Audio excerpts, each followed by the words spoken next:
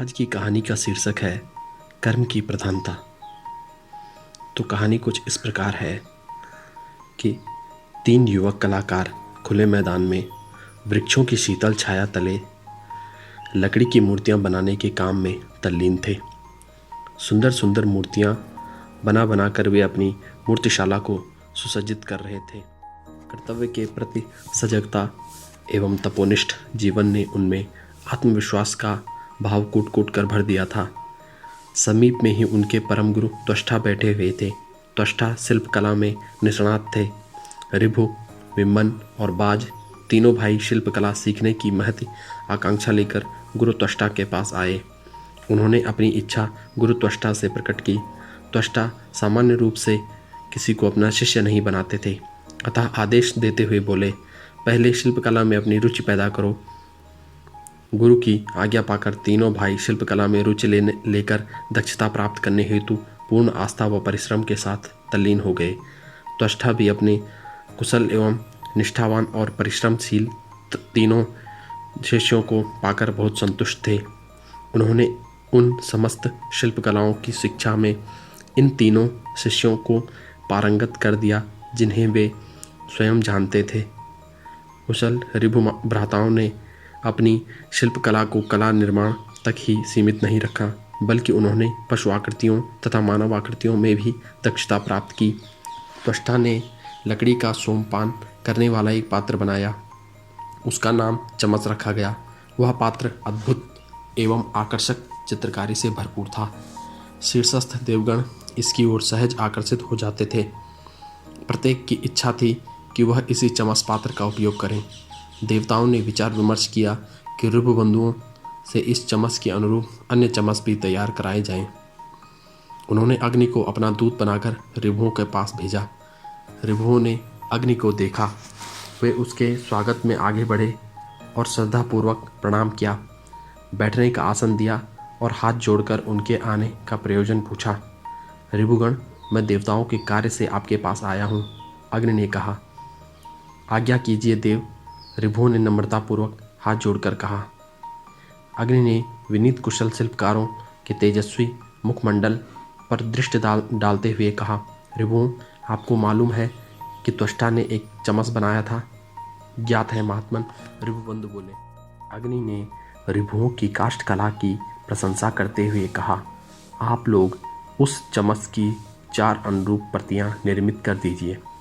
ऋभु नतमस्तक होते हुए बोले, देव, यह अधिकार तो हमारे पूज्य गुरुदेव त्वष्टा को ही है। चमच उन्हीं के अनुरूप एवं अधिकार पूर्ण कृति है। उनकी अन्य प्रति बिना उनकी आज्ञा के हम लोग तैयार नहीं कर सकते। अग्निदेव ने गुरु त्वष्टा के प्रति उनके शिष्यों की इस विनयशीलता को देखा और प्रसन्न होकर बोले, देवगणों ने आपके गुरु त्वष्टा से चमच की 4 अनुकृति किए जाने की स्वीकृति प्राप्त कर ली है। महात्मन, एक चमच से हम 2 बना देंगे, बड़े ऋभु ने कहा। नहीं, मुझे 4 चाहिए, अग्निदेव ने इच्छा प्रकट की। महात्मन, मैं 3 बना दूंगा, दूसरे ऋभु ने कहा। अग्निदेव ने अपनी इच्छा दोहराते हुए कहा, मुझे 4 ही बना दीजिए। अग्निदेव की तीव्र इच्छा देखकर तीसरे ऋभु ने विनीत स्वर में कहा, महात्मन, आपके एवं देवगणों के सम्मान में हम 4 ही बनाएंगे।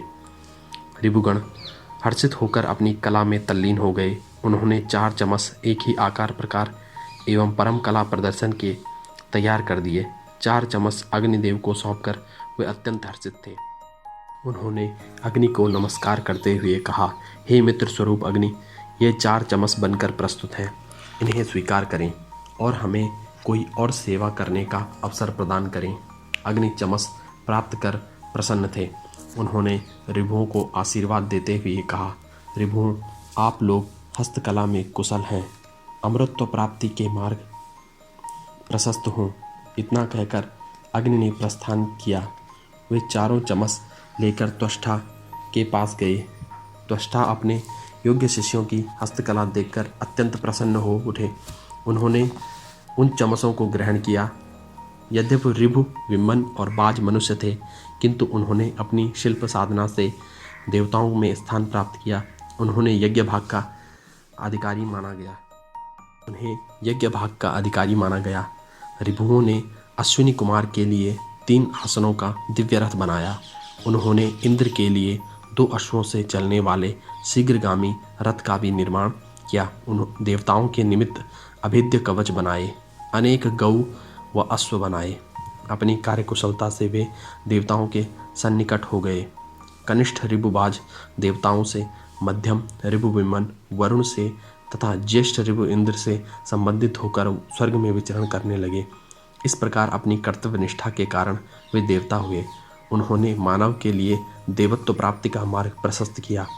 मानव अपने श्रेष्ठ कर्मों से देव बन सकता है, यह आशा मानवों में जागृत की।